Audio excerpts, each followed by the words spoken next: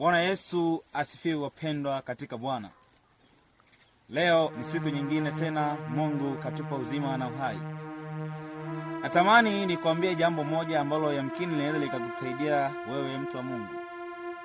Kwamba shetani siku zote huwa anajua maana ya usingizi.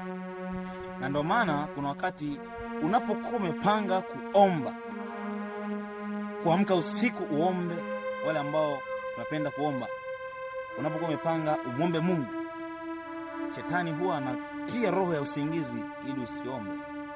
Na ukiangalia hata kwa upande wa makanisani, kuna wakati unapokuwa unaenda kusikiliza neno la Mungu, shetani anajua kwamba wewe ukisikiliza neno la Mungu unaweza ukamjua Mungu, hivi anakupiga usingizi.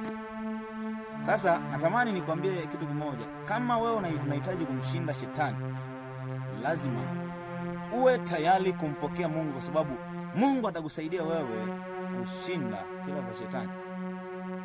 Sasa kuna wakati unaweza ukatamani kusoma neno la Mungu, lakini shetani bado atatumia ule usingizi.